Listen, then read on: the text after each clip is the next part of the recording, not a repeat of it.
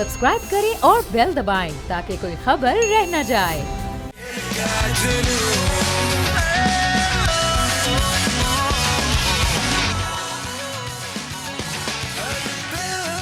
अस्सलामुअलैकुम। खेल का जुनून वर्ल्ड कप की क्रिकेट की खुसूसी ट्रांसमिशन में आपको खुशामदीद कहेंगे। जनाब, आज जो मैच हुआ वर्ल्ड कप का 5वां ये मैच था और ऑस्ट्रेलिया वर्सेस इंडिया, और इंडिया आया अपने ओपनिंग मैच में ही छा गया।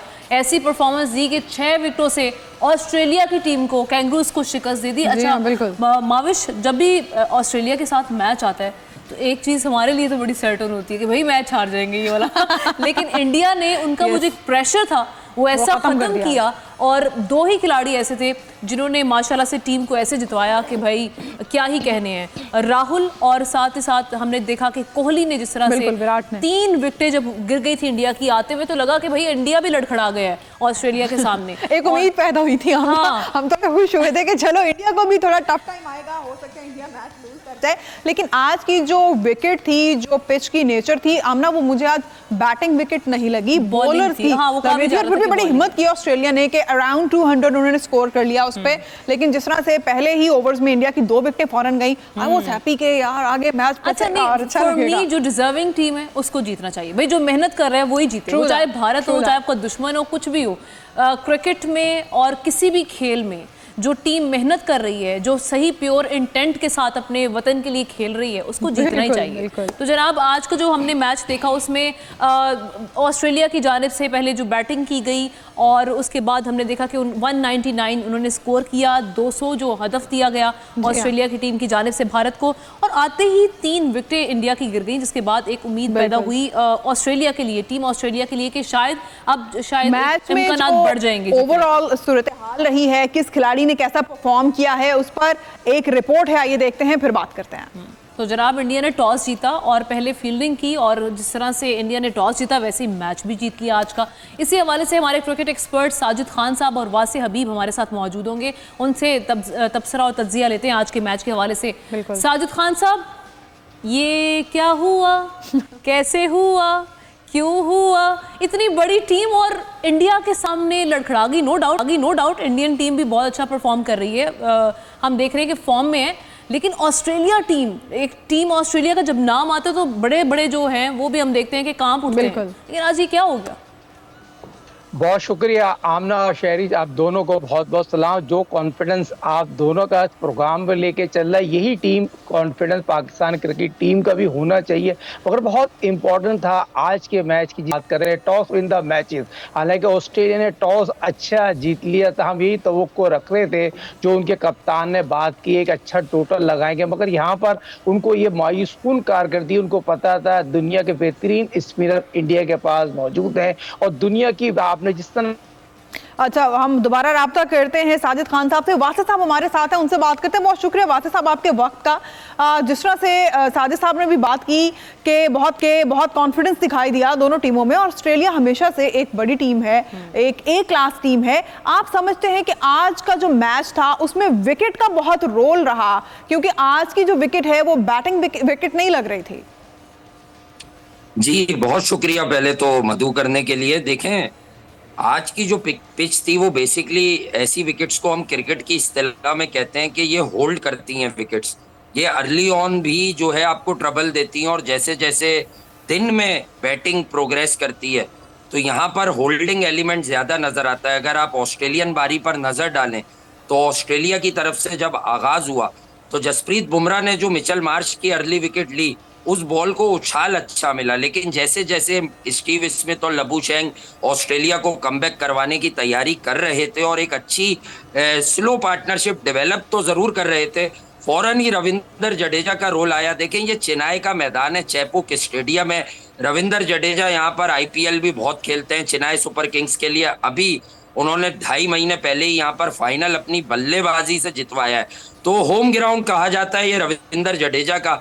जिस तरह से उन्होंने गेंद डाला है यहाँ पर और जिस तरह से ब्रेक हुआ है, तो आपको ये मानना पड़ेगा कि होमवर्क पूरा था, क्योंकि अश्विन इनिशियली इंडियन प्लान्स में नहीं थे। अक्षर पटेल जो इनका ऑलराउंडर है वो अनफिट हुआ है, बाय फोर्स अश्विन को, इन्हें वेटरन ऑफ स्पिनर को इंक्लूड करना पड़ा 15 मेंबर स्क्वाड में। लेकिन चेन्नई का वो वेन्यू था कि यहाँ पर इंडिया 3 स्पिनर्स के साथ ही उतरता। और सबसे ज्यादा प्रॉब्लम जो मुझे ऑस्ट्रेलिया टीम के लिए अब इस टूर्नामेंट में आगे नजर आ रही है कि स्ट्रेट अवे ये ग्लेन मैक्सवेल जो कि एक ऑलराउंडर है, और उनकी वजह शोहरत जो है उनकी बल्लेबाजी है। जी जी। उनकी वजह शोहरत जो है ना, वो हरगिज उनकी ऑफ स्पिन बॉलिंग नहीं है। वो कि अभी लास्ट सीरीज में क्योंकि इंडिया भी कुछ बेंच के प्लेयर्स आजमा रहा था तो उनसे 3-4 विकेटें उन्हें मिल गई।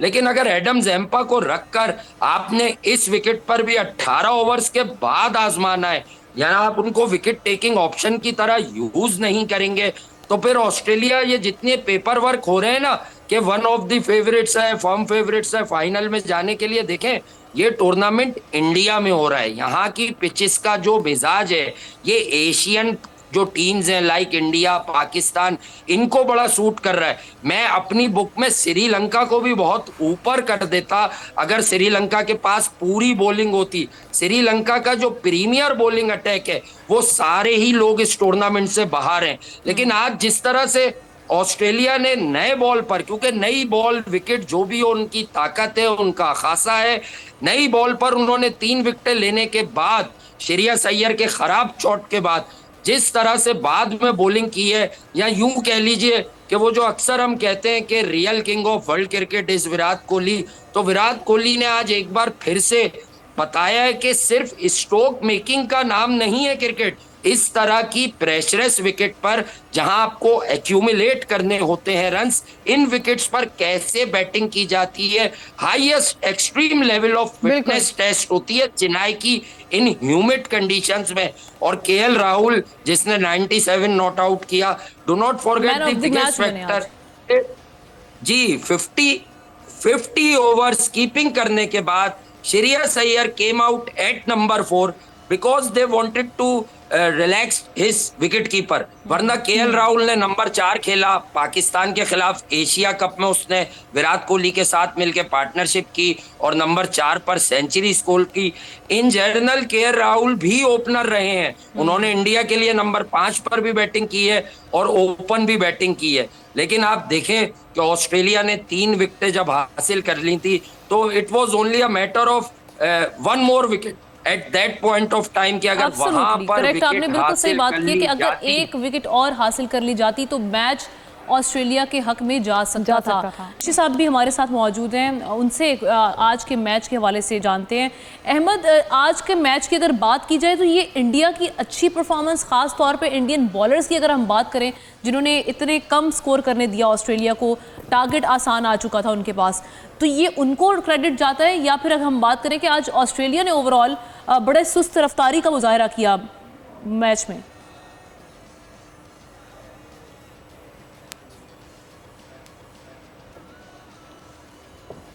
जी अहमद आप सुन पा रहे हैं? आई गेस अहमद को जी, आपको आवाज आ रही है मेरी?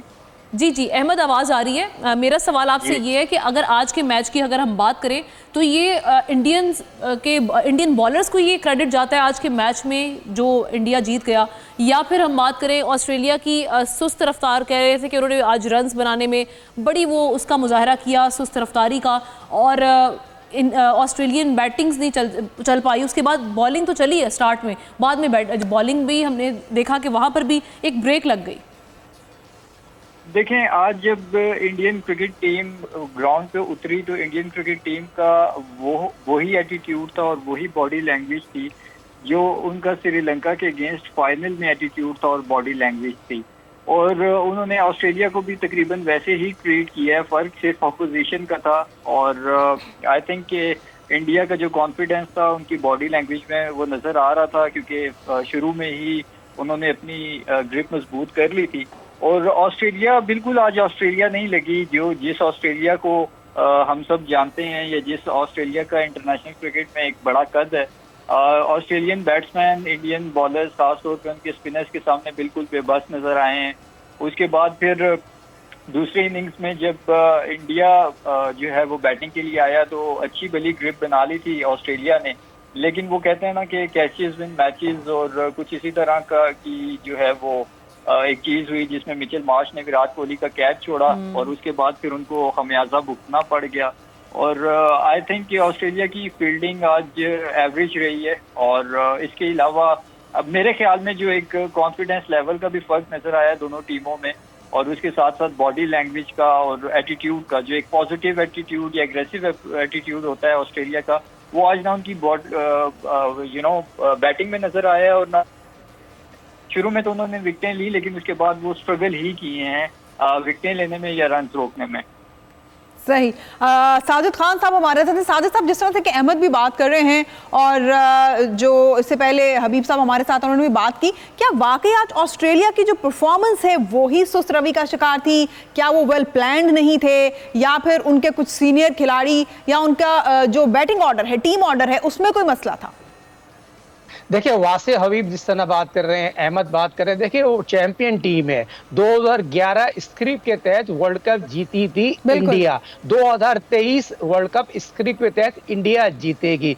इंडिया यकीनी तौर पर हर शोबे में आउटस्टैंडिंग है, बॉलिंग, फील्डिंग, कोचिंग और उनका अपना होम क्राउड, और जो स्क्रिप्ट देते हैं 95% आईसीसी को चला रहे हैं, तो हर शोबे में जो आईपीएल खेल रहे हैं। आज मुझे आप बताइए ऑस्ट्रेलिया की कारकर्दगी क्या थी? ऑस्ट्रेलिया तो यहाँ पर इंडिया के खिलाफ ओडीआई सीरीज खेली थी, आखिरी ओडीआई जीती थी। तो मैं ये समझता हूँ, मेरे अपने जराए, मेरे as a cricketer, as a coach, as a analyst बात करूंगा, तो ये आईपीएल की बड़ी चमक है। और यहाँ पर ऑस्ट्रेलिया की कारकर्दगी देख के, और मैंने बहुत मायूसून उनको कहूंगा, उस तरह की कारकर्दगी नहीं थी। एज ए क्रिकेटर बात करूंगा, एज ए कोच बात करूंगा, जब आप खेलते हैं तो आपको फुटवर्क यूज करना आना चाहिए। आपके पाँव नहीं चल रहे स्पिनरों के खिलाफ, आपका फुटवर्क नहीं चल रहा, तो ये माइंड सेट से वो लोग गए हैं और इंडिया चैंपियन बन के आई है। और जहां विराट कोहली के और के की बात करूं, उन्होंने आउटस्टैंडिंग बॉल और बैट के दरमियान जो इनिंग खेली है, मैं समझता हूं उसकी जितनी भी तारीफ की जाए कम है। वो के ने तो वो बॉल और बैट के दरमियान चौके छक्के लगाए। और सर विराट कोहली की बात करूं, 85 रन बनाए, क्या प्लेयर है।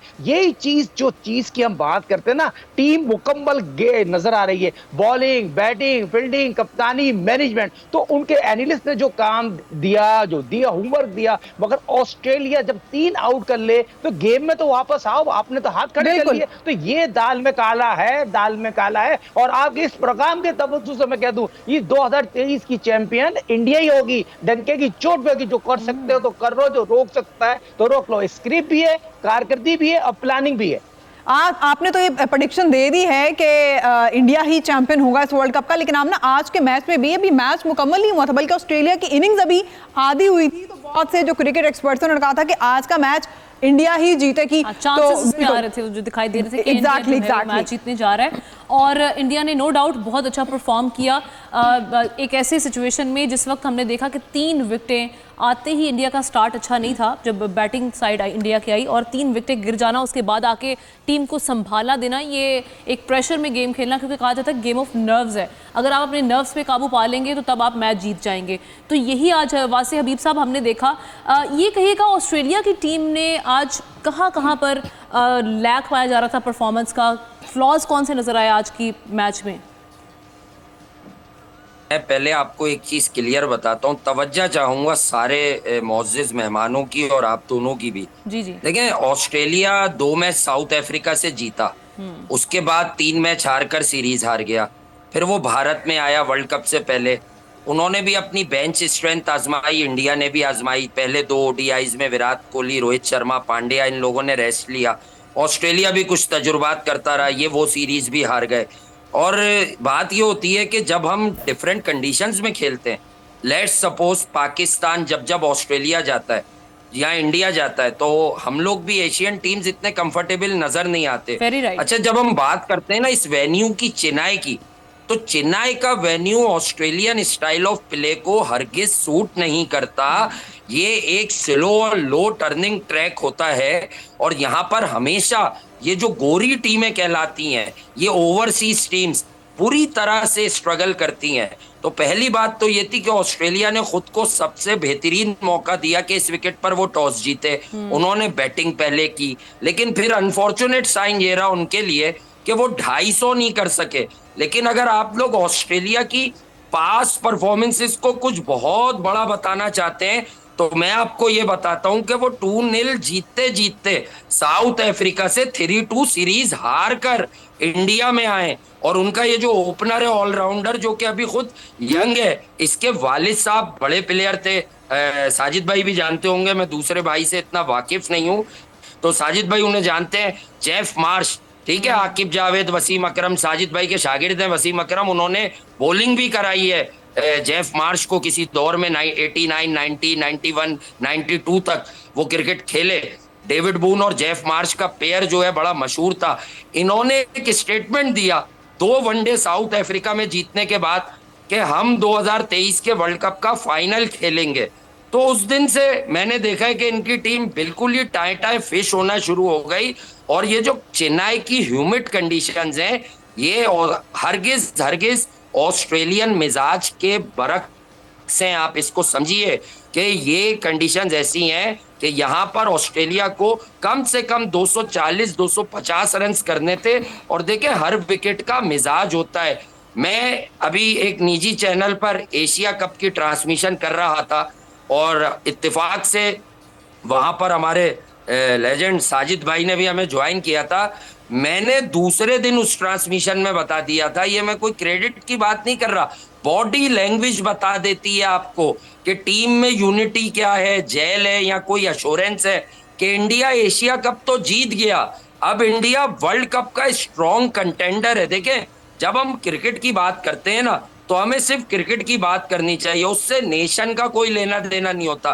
भाई अपनी क्रिकेट पर बेहतर इन्वेस्ट कर रहे हैं, उनके प्लेयर्स का फिटनेस लेवल देखें। At the age of 34 plus Virat Kohli के फिटनेस लेवल को हमें क्रेडिट देना होगा। इस तरह आपको अभी साजिद भाई भी बता रहे थे कि कुछ पिचेस होती हैं कि जहां आप रन एक्यूमुलेट करते हैं। ये इस तरह की विकेट थी कि अगर आप बहुत ज्यादा शॉट्स पर जाते, 3 विकेटें गिरने के बाद विराट कोहली ने बेतहाशा स्ट्रेट ड्राइव्स, ऑन ड्राइव्स मारे हैं, लेकिन गेंद सही से मिडिल नहीं हुआ, प्रॉपर बॉल नहीं आ रहा था इस विकेट पर, बैट पर।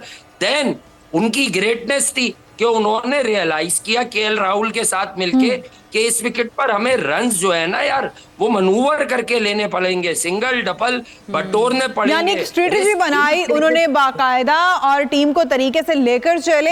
वहां साथ ही रहिएगा, अहमद से बात करते हैं। अहमद, जैसे कि कल तक हम अभी बात कर रहे थे आमना कि जो इंडिया के पिचेस हैं वो ज्यादातर बैटिंग सपोर्टिव पिचेस हैं, बॉलर्स के लिए कल तक हम ये कह रहे थे कि इन पिचेस में कुछ नहीं है, लेकिन आज की जो पिच थी, आज की विकेट ने इस चीज को गलत साबित किया। तो आने वाले जो मैचेस हैं, खासकर जो पाकिस्तान और श्रीलंका का अपकमिंग मैच है, उसमें आप क्या प्रेडिक्ट करते हैं, क्या सजेशंस देंगे कि टीम ऑर्डर क्या होना चाहिए, बाबर को क्या स्ट्रेटेजी अपनानी चाहिए? देखें, बिल्कुल बड़े जबरदस्त तरीके से वासे ने इसको समराइज किया है कि चेन्नई की जो पिच है वो बिल्कुल स्पिनर्स फ्रेंडली है और इस पे बॉल बल्ले पे ज्यादा अच्छा नहीं आता, थोड़ा रुक के आता है, तो बाउंड्रीज या हिटिंग करना ज्यादा आसान नहीं होता। यूजुअली इस तरह की पिचेस पे हाई स्कोरिंग मैचेस देखने में नहीं मिलते।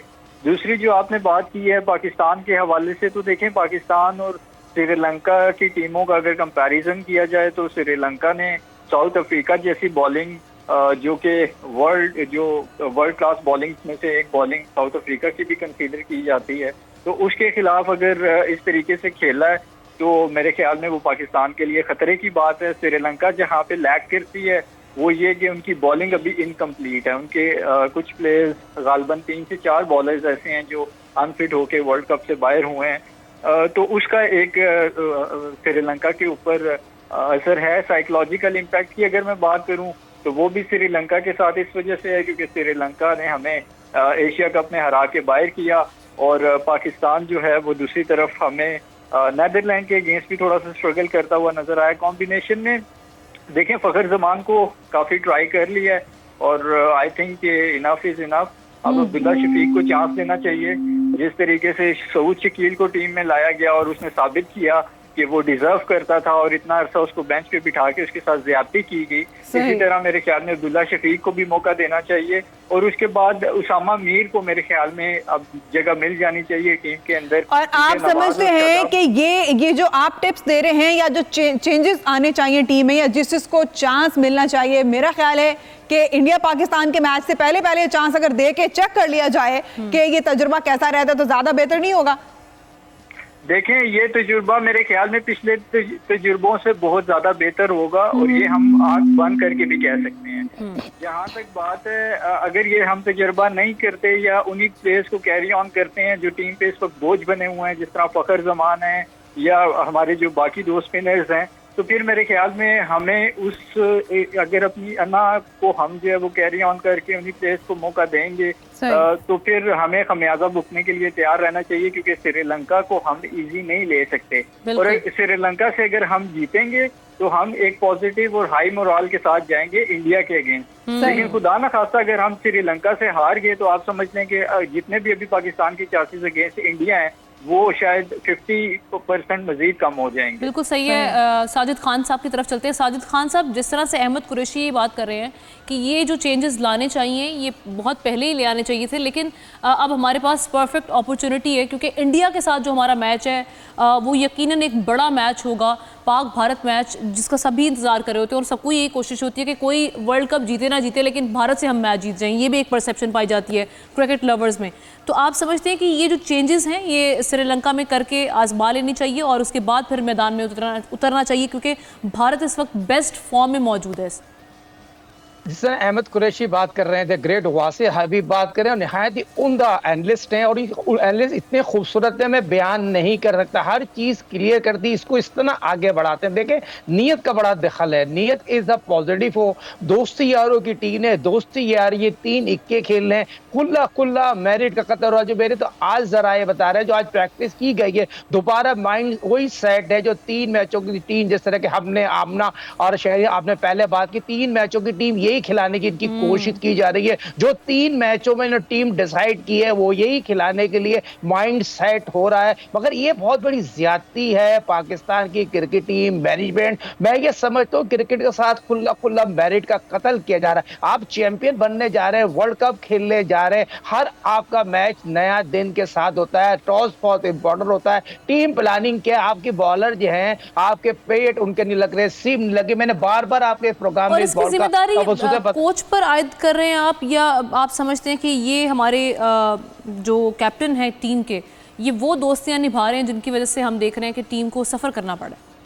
देखिए, बहुत इंपॉर्टेंट बात ये है, पाकिस्तान की टीम है, पेशावर ज़ल्मी की नहीं है, फॉरेन कोच की नहीं है, अब्बा बेटे की टीम नहीं है, पाकिस्तान की टीम है। अब्दुल्ला शफीक मेरा पाकिस्तान का प्लेयर है, उसने 2 सीरीज अगेंस्ट श्रीलंका खेली, ऑस्ट्रेलियन टेस्ट सीरीज खेली अगेंस्ट श्रीलंका। एशिया कप में जो 50 रन बच्चे ने बनाए उसका हक बनता था, मगर उन्होंने फकर को खिलाया। फकर की 18 इनिंग में as a cricketer, as a opener बात करूंगा, बात ये होती है आपको भूख नहीं है और उनको ये भूखे को खाना दो तो पेट भर के खाता है, उसको खाना दिए जा रहे हैं वो खा ही नहीं रहा। इसी तरह इमाम हलक की कारकर्दगी देख लिया, पिछले 15-18 मैचों में आप बाबर की कारकर्दगी क्या है, आपके 3 कारकर्दगी ऐसी। आप ये तक मैं आपको ब्रेकिंग बता दूं, आप ये सोच रहे हैं रिजवान से ओपन करा दें। भाई बात ये हो रही है, आपको बड़ी सैंपल एक मिसाल दे दूं, आप उसको देखा ना, आपने जो बच्चा खेला हमारा नौजवान टैलेंटिंग जो बहुत ही आउटस्टैंडिंग इनिंग खेली उस बच्चे ने, सऊद शकील ने जहन बना के गया था, उसने बॉलर रीड किए हुए थे, मैं इस बॉलर पे अटैक करूंगा, इस बॉलर पे मैं इस तरह खेलूंगा।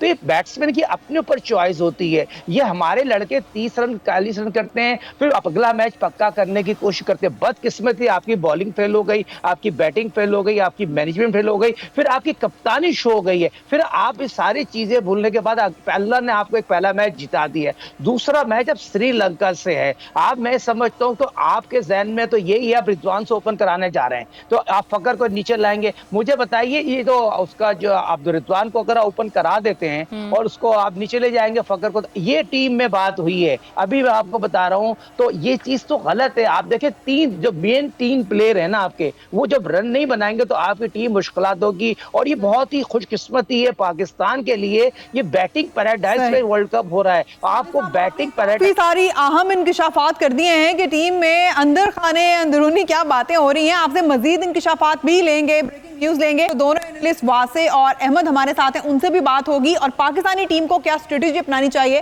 क्योंकि आगे आने वाले मैचेस ज्यादा अहम हैं। इस पे बात करेंगे एक ब्रेक के बाद। Welcome back once again in खेल का जुनून। और हमारी ये जो खुसूसी ट्रांसमिशन है इसमें हमारे गेस्ट मौजूद हैं साजिद खान साहब, वासे हबीब और अहमद कुरैशी हमारे आज की ट्रांसमिशन का हिस्सा हैं। साजिद खान साहब ब्रेक पर जाने से पहले ये बात कर रहे थे कि जो अगले मैच के लिए उनको जो उन रिपोर्ट्स पहुंची हैं उसके मुताबिक रिजवान से ये ओपनिंग करवाने का सोचा जा रहा है और फ़खर को उसके बाद लाया जाएगा। ये फैसला कैसा रहेगा अगर ये चेंज आता है, इस पर हम टेक लेंगे वासे हबीब साहब का। वासे हबीब साहब, अगर ऐसा होता है कि रिजवान से ओपनिंग करवाई जाए तो आप समझते हैं कि ये बेहतर होगा या ये एक बुरा डिसीजन होगा?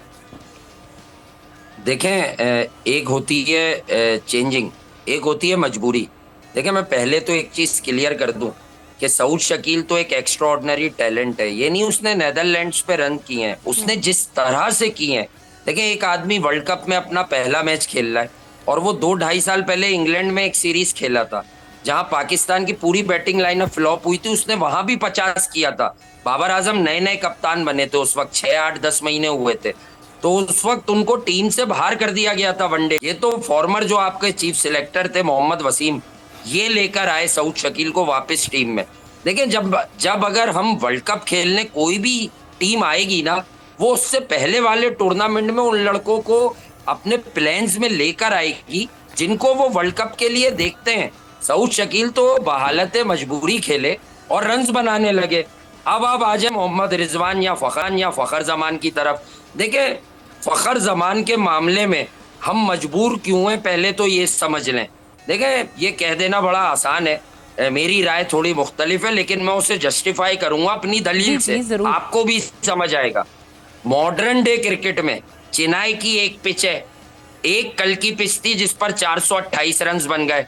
अगर पाकिस्तान किसी ऐसी विकेट पर विदाउट फ़खर खेलेगा और किसी टीम ने आप पे 360 या 380 रन कर दिए, तो डजंट मैटर कि अब्दुल्ला शफीक जितना अच्छा क्यों ना हो, वो उस स्ट्राइक रेट को compete नहीं कर सकता, क्योंकि अब्दुल्ला शफीक बहुत अच्छा टेक्निकली करेक्ट प्लेयर है, बट उसकी ग्रूमिंग एज प्लेयर 150 के स्ट्राइक रेट पर नहीं हुई हुई है। पाकिस्तान की टीम में बाबर आजम टेक्निकली करेक्ट हैं, वो अपने रन्स बनाते हैं, लेकिन उनसे कोई डरता नहीं है कि ये 400 रन का चेस करवा देंगे, ना उनकी ऐसी तारीख है।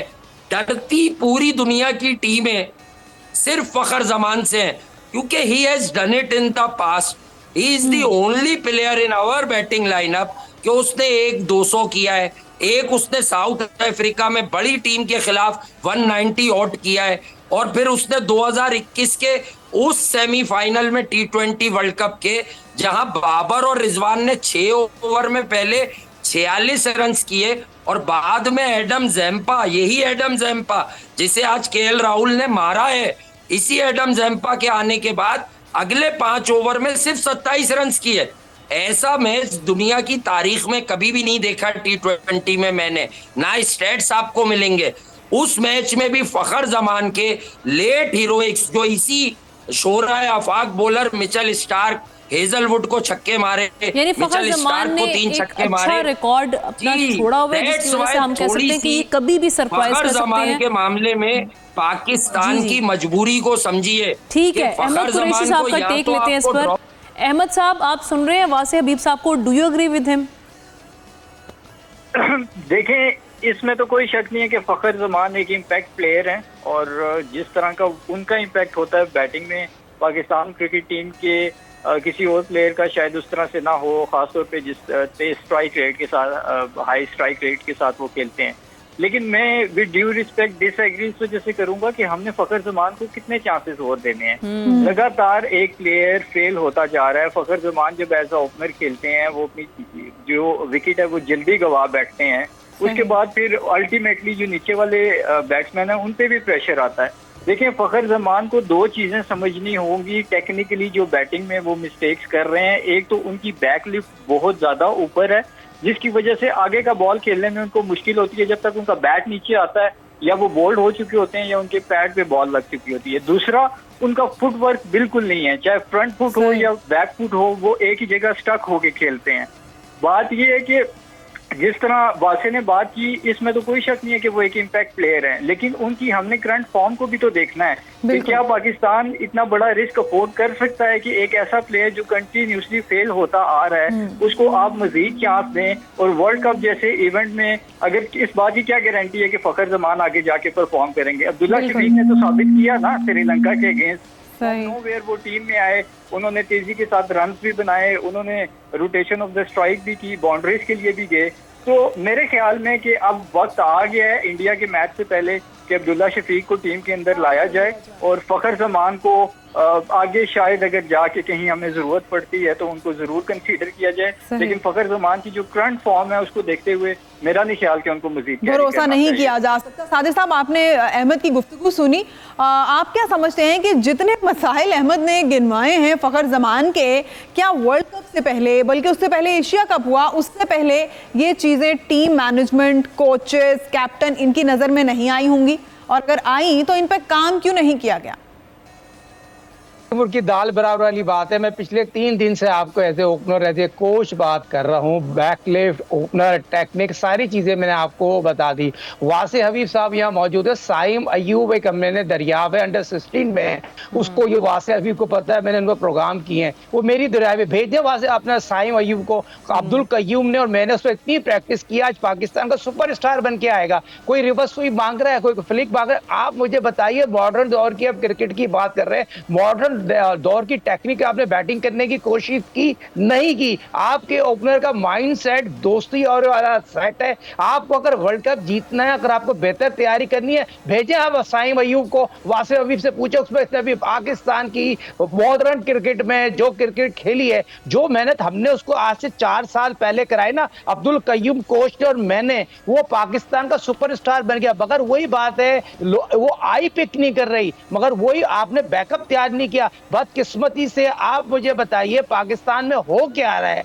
एशिया, अफगानिस्तान से आप हार जाते हैं, बांग्लादेश से आप जाते हैं। एशिया कप की आपकी कारकर्दगी क्या है? आप आसिफ से बाहर नहीं निकल रहे। आजम खान, मोइन खान का बेटा साइम अयूब को आप एनओसी दे देते हैं प्राइवेट लीग खेलने के। आप उनको चाइना भेजना चाहिए, पाकिस्तान की टीम गई हुई है। पहले तो ये मुझे बताइए, पाकिस्तान क्रिकेट बोर्ड में, पाकिस्तान के सिस्टम में लाइकिंग डिसलाइकिंग का सिलसिला कब खत्म होगा? आप मुझे बताइए, जैनब अब्बास के साथ अभी इंडिया में जो वाकया हुआ है, कोई आवाज उठा रहा है? As a cricketer, as a coach हम आवाज उठा रहे हैं इस प्लेटफॉर्म के साथ। ये जाती है। जैनब अब्बास पाकिस्तान की एक बहुत बड़ी जर्नलिस्ट है और हमारे मुल्क की जर्नलिस्ट है जो वहां गई हुई है और सबसे बड़ी हमारी मौजिब खातून है। हम उसकी रिस्पेक्ट करनी चाहिए। उसने क्या ट्वीट कर दिया जो इतनी बातें कर रहे, इतना बड़ा बड़ा चाहिए इन लोगों ने।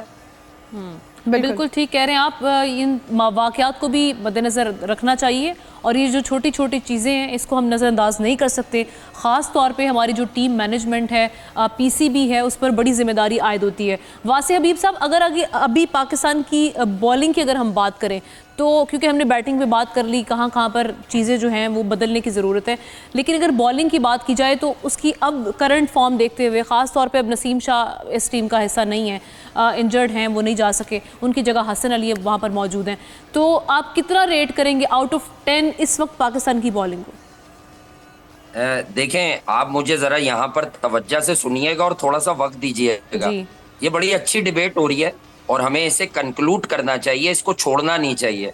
पहले तो एक बात मैं बताऊं, पाकिस्तान नहीं, दुनिया की जितनी भी टीमें ये वर्ल्ड कप खेलने आई हैं, इस वक्त वो जो 15 ओरिजिनल और 3 रिजर्व लड़के लेके आई हैं, उनको विदाउट एनी इंजरी बदला नहीं जा सकता। ये जितने यंगस्टर्स को हम याद कर रहे हैं, ये सब हमें पहले सोचना चाहिए था। अब मैं आपको एक और बात बता देता हूँ। फखर जमान, जो ये हम कहते हैं ना कि कुछ दोस्ती यारियां हैं टीम में, फखर जमान इस दोस्ती यारी ग्रुप का हिस्सा नहीं है। ये दोस्ती यारी ग्रुप है बाबर आजम का, शाहीन का, रिजवान का, शादाब का, हसन अली का। फखर जमान टीम मैनेजमेंट की मजबूरी है। मैं फखर जमान का स्पोक्स पर्सन नहीं हूँ, पर मैं आपको जो समझा रहा हूँ उस बात को समझिए कि जब आप किसी बड़ी अपोजिशन से खेलेंगे और आपको 350 पौने 400 रन्स करने पड़ गए तो भाई आप चेज नहीं कर सकते। अब मैं यहाँ आपको वो शॉकिंग स्टैट्स बताता हूँ, मफरूजों पर बात नहीं करता, जिससे आप कहेंगे कि पाकिस्तान के टीम के कप्तान को भी ड्रॉप कर दो। बाबर आजम के रिकॉर्ड सुनिए, मल्टी नेशनल टूर्नामेंट्स में बाबर आजम के एक नेपाल वाला एशिया कप का अगर आप मैच उसमें से हटाते हैं तो 17 मैचेस में 12.5 की औसत से 202 रन हैं। तो क्या आप बाबर आजम को भी ड्रॉप कर देंगे? भाई जिन पर आपकी इन्वेस्टमेंट है, एक दफा इस वर्ल्ड कप में उनका फैसला कीजिए। इस प्रेशर में आप अब्दुल्ला शफीक का भी करियर जो है वो दांव पर लगाने के चक्कर में, अब्दुल्ला शफीक हमारी साजिद साहब से बात करते हैं। वासे साहब, आपने गुफ्तगू सुनी साजिद साहब, वासे साहब जिस तरह से कह रहे हैं कि अगर परफॉर्मेंस कंक्लूड की जाए तो इस तरह तो फिर बाबर को भी ड्रॉप किया जा सकता है, और जिस तरह से वो एक दोस्ती ग्रुप बता रहे हैं और उनका कहना है कि वो कोई फखर के स्पोक्स पर्सन नहीं है, लेकिन टीम की मजबूरी है, मैनेजमेंट की मजबूरी है उन्हें कैरी करना उनकी परफॉर्मेंस की बेसिस पर। लेकिन परफॉर्मेंस आजकल उनकी कुछ रुकी हुई है, उनका क्लॉक रुका हुआ है शायद परफॉर्मेंस का। तो फिर ऑल्टरनेट क्या हो सकता है? जाहिर है वर्ल्ड कप है और बार बार ऐसे मैचेस, ऐसे मौके नहीं आते। पाकिस्तान को वर्ल्ड कप जीतना है, जीतने की पूरी कोशिश करनी चाहिए। देखिए बात ये होती है, अहमद बात कर रहे हैं, मैं बात कर रहा हूँ, वासे बात कर रहा हूँ, आप दोनों जिस तरह प्रोग्राम लेके चल रहे हैं, हम किसी के खिलाफ नहीं है। हमने तो ये बता दिया ये 3 मैचों की यही टीम उनके जहन में और यही टीम खिलाएंगे। मगर मौजू बहस करना, तजिया करना, जो हमारे अपने as a cricketer, as a coach, मैं जिन टॉप प्लेयरों के साथ रहा हूँ, जिन्हें वर्ल्ड क्लास प्लेयर मैंने बनाया, मोइन खान की बात करूँ, क्या वसीम अकरम की बात करूँ, शुएब मलिक, सरफराज अहमद की बात करूँ, मैं वसीम अकरम के साथ रूममेट रहा हूँ। 96 वर्ल्ड कप पाकिस्तान खेलने जा रही है, उससे पहले विल्स कप हुआ था जो पीआईए क्रिकेट टीम ने विल्स कप जीता था। मोइन खान वाइस कप्तान थे, वसीम अकरम कप्तान थे। उसकी मेहनत की, उसकी तैयारी की, उसकी तैयारी करके विल्स कप जीते। वसीम अकरम क्वार्टर फाइनल कंधा खराब हो, बाहर हो गए। मगर बात ये हो रही है, किसी ने जाके फकर से बात की, किसी ने फकर को समझाने की कोशिश की, फकर को किसी ने गले में हाथ डाल के बोला, फकर तुम 20 रन बना रहे हो, 20 को 40 में करो, 40 को 60 में करो, तुम पे टीम डिपेंड करती है। कौन कह रहा है फकर खराब है? फकर की जो कारकर्दगी है 18 मैचों में, फखर को खुद भी तो अंदाजा होगा कि कहीं ना कहीं टीम, कहीं ना कहीं शायकीन क्रिकेट उन पर डिपेंड करते हैं। तो अगर कहीं वो 20 कर रहे हैं तो उन्हें 40 करने चाहिए, तो वो खुद क्यों नहीं रियलाइज कर पा रहे?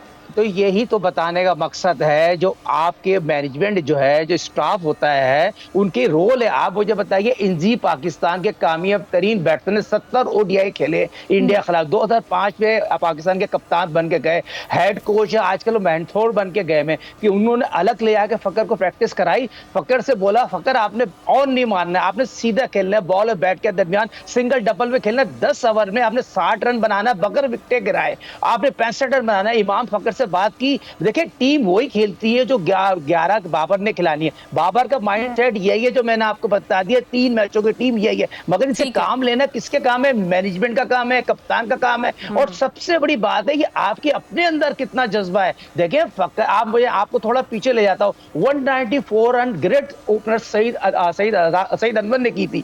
तो आपको पता है उसके बाद किसी ने पाकिस्तान के रन बनाए, उसके बाद फकर ने 200 रन बनाए, 100 बनाए, मगर उसकी फॉर्म लगी हुई थी, बैट उसकी फॉर्म नहीं लगी हुई, जिसकी वजह से उसकी ये बैट फॉर्म है। मगर ये जरूर होगा, फकर ऊपर नहीं जाएगा तो नीचे खेलेगा, फकर ड्रॉप नहीं होगा। चले, फखर की डिस्कशन मेरे ख्याल में बहुत ज़्यादा होगी। अगर फखर जमान खुद सुन रहे होंगे तो वो खुद ही ड्रॉप कर देंगे कि भाई हम नहीं खेल रहे। अच्छा जनाब अहमद कुरैशी साहब, ये कहिएगा, ये जो जिस तरह से वो सवाल मैं लेकर गई थी, लेकिन वो दोबारा हम फ़खर जमान की डिस्कशन पर आ गए। ये पाकिस्तान की अगर बॉलिंग को अगर हम इस वक्त रेट करें, नसीम शाह हिस्सा नहीं है उसके साथ, हम कह सकते हैं कि अनफॉर्चुनेटली, क्योंकि जिस तरह से वो परफॉर्म कर रहे थे, उन्होंने एशिया कप में परफॉर्म किया, उनको होना चाहिए था हिस्सा, लेकिन इंजरी आ गई और उसके बाद हमने देखा कि हसन अली अब वहाँ पर मौजूद हैं। और हसन अली का जो रिकॉर्ड है उसकी वजह से हम भी एक डर से सहमे हुए हैं कि भाई कुछ भी कर सकते हैं, ये ना हो कि भारत आकर धुलाई कर दे। तो ये सारी सिचुएशन को देखते हुए अभी जो करंट पाकिस्तान की बॉलिंग है उसको 10 में से अगर आप रेट करें तो कहाँ पर रेट करते हैं? देखें, पाकिस्तान की अगर तो पेस बॉलिंग की मैं बात करूं तो वो आपका फिर भी किसी न किसी तरह से आपके ओवर्स भी निकल जाएंगे और गुजारा समहाउ हो जाएगा। पाकिस्तान का जो मेजर मसला है, पाकिस्तान का स्पिन डिपार्टमेंट है। हमें इस चीज़ को समझना होगा कि जो सब कॉन्टिनेंट की कंडीशंस हैं, यहाँ पे आपके स्पिनर्स अगर तगड़े होंगे आप तभी कामयाब होंगे। आज इंडिया अगर जीता है तो इंडिया की जो बॉलिंग है उसमें स्पिनर्स ने बहुत अहम रोल प्ले किया है, चाहे फिर वो जडेजा हो या कुलदीप यादव हो या रविचंद्र अश्विन हो। तो आई थिंक स्पिनर्स का यहाँ पे बहुत ज़्यादा रोल होगा। और हमारे जो स्पिनर्स हैं, हमने देखा है चाहे शादाब हो या रिजवान हो, सॉरी नवाज हों, इन दोनों का जो मेजर एक मसला नजर आ रहा है कि इनका बॉल बिल्कुल भी टर्न नहीं कर रहा। शादाब का तो खैर मतलब है कि वो बिल्कुल ऐसे लगता है कि शायद वो लेग स्पिन बॉलिंग ही भूल गए हैं, जिस तरह हमने देखा था इंडिया के अगेंस्ट भी एशिया कप में वो फुल टॉस पे फुल टॉस कर रहे थे। आपको देखें, अभी पूरी दुनिया की क्रिकेट टीम्स इस चीज को समझ गई हैं कि पाकिस्तान के खिलाफ खेलते हुए आपने पहले 10 ओवर सरवाइव करना है, ठीक है। जैसे ही बॉल पुराना होगा उसके बाद फिर इनके पास दरमियान के ओवर्स में विकेट लेने के लिए बॉलर्स इतने इनके इम्पैक्टफुल नहीं है, इनके पास स्पिनर्स इतने तगड़े नहीं है कि दरमियान में आउट करें आके। तो वहां पे पाकिस्तान लैग करता है। 18वें ओवर से लेके 35वें तो 10 में से आप कितने मार्क्स दे रहे हैं? मैं उसका अभी भी वेट कर रही हूँ, मेरी सुई वहीं पे अटकी हुई है कि 10 में से आप 8 दे रहे हैं, 6 नंबर दे रहे हैं, कितने नंबर दे रहे हैं? पेस और अगर तो ओवरऑल बॉलिंग को देखा जाए तो मैं पाकिस्तान की बॉलिंग को फिर 7 नंबर दे दूंगा। 7 नंबर दे रहे हैं, ठीक है। हम गुफ्तगू को यहीं से शुरू करेंगे। ये बताएं आपको कि भारत मैच के लिए अभी तक 14,000 टिकट सामना बिक चुके हैं और यहाँ तक कि वेबसाइट ने सोल्ड आउट का बोर्ड लगा दिया है। लेकिन इसके साथ साथ जो परचेजर्स हैं, जो पाकिस्तानी शायकीन क्रिकेट हैं, वो भारत को कोस भी रहे हैं कि अगर भारत जाकर मैच देखने का मौका मिलता तो यहाँ टिकट्स ना खरीदनी पड़ते। ये रिपोर्ट देखते हैं फिर बात करते हैं।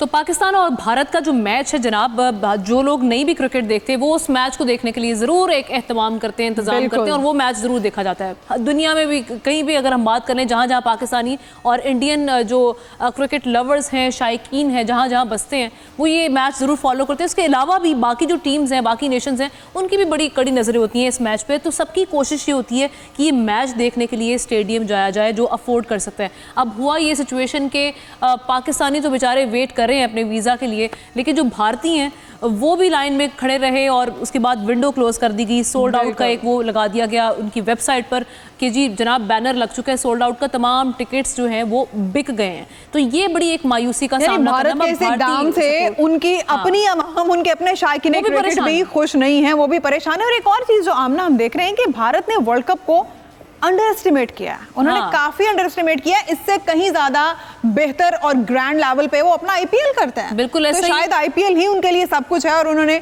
वर्ल्ड कप को बहुत अंडर एस्टिमेट किया है। साजिद साहब से बात करते हैं हम ना। साजिद साहब बताइएगा कि जिस तरह से टिकट्स फरोख्त हुए और पाकिस्तानी जो शायकीन क्रिकेट है उन्हें तो वीजे ही सिरे से अभी तक जारी नहीं किए गए, तो ये कैसा रवैया है भारत का? क्या भारत के लिए बस आईपीएल सब कुछ है और वर्ल्ड कप को बहुत वो अंडर एस्टिमेट कर रहे हैं? आपको नहीं लगता? बिल्कुल लगता है और अंडर एस्टिमेट कर दिया। और टिकट तो ब्लैक हो रहे हैं, 5-5 लाख के टिकट ब्लैक हो रहे हैं। होटल की बुकिंग हो गई और टिकट तो ब्लैक हो चुके हैं।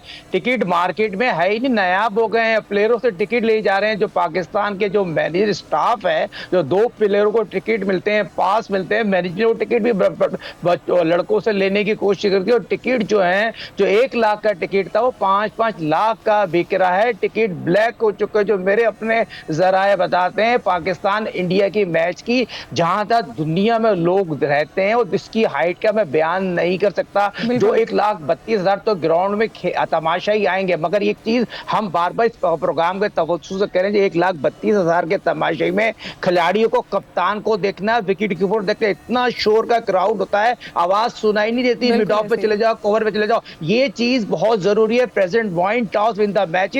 टॉस बहुत इंपॉर्टेंट होगा। पाकिस्तान इंडिया का मैच की अगर बात की जा रही है, टॉस बहुत इंपॉर्टेंट है। और पाकिस्तान की, जिस तरह अहमद ने बात की है, वहां से बात कर रहे हैं, पाकिस्तान की बॉलिंग शाहिनशाह आफरीदी पे ड्यू हो गया है, जो पिछले 2 मैचों से उस तरह की कारकर्दगी नहीं दिखा रहे। हारिस ने आउटस्टैंडिंग बॉलिंग की, 140, 145, 140 की पेस से 3 विकेट हासिल किए। और जिसने हसन ने बॉलिंग की, हसन का कमबैक जरूर हुआ है। हसन की बॉल सीम पड़ रही थी और ये अच्छी बात है जब बॉल सीम पड़ रही है, हमें यही चाहिए हसन से। और हसन थोड़ा सा गेंद आगे करें और गुड लाइन बॉल कराएंगे तो उनको कामयाबी मिलेगी। थोड़ा कॉन्फिडेंस आ गया, मगर आपका कॉन्फिडेंस श्रीलंका के मैच में आ जाएगा। और शादाब की जहां तक बात कर रही थी, अलग हम बात कर रहे हैं, शादाब की बॉल सही हो रही है, शादाब को कॉन्फिडेंस दे दिया। तीनों इक्के ग्राउंड में मौजूद हैं। बाबर की बात करूं क्या, उसकी बात करूं क्या, शादाब की बात करूं क्या, हारिस हसन की बात करूं, तीनों को बहुत ही ज्यादा फॉर्म में नजर आ रहे हैं। तो मैं यही चाहिए, आप कुछ भी करें, हमें मैच जीत के दें। टीम ग्रिप में नजर आ रही है, मगर टीम ग्रिप के साथ साथ हम उनसे ये तवक्को रख रहे हैं, जो कौम आपसे तवक्को रख रही है, दुनिया के तमाम टीमें के बैट्समैन बहुत अच्छी बैटिंग कर रहे हैं। तो आप में वो सलाहियत खत्म नहीं हुई है, आप पर पूरा उतरना बनता भी है। वासे हबीब से बात कर रहे थे। वासे हबीब साहब, जिस तरह से अभी हम ये बात कर रहे थे, भारत ने इस इवेंट को पहले तो एशिया कप वाले में उसका मज़ा किरकिरा करने के लिए जो कुछ हो सकता था वो किया। उसके बाद इस इवेंट को अगर देखा जाए तो जनाब ओपनिंग सेरेमनी हुई नहीं इनकी जानिब से।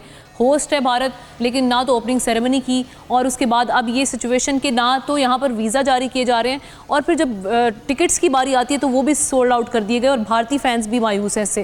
तो ये चल क्या रहा है वहाँ पर, और आप समझते हैं कि जब पाक भारत जो मैच है इससे पहले वीज़ाज मिल जाएंगे या इनका मूड ही नहीं है देने का? देखें, ये आपने बड़ा अच्छा पॉइंट रेस किया है।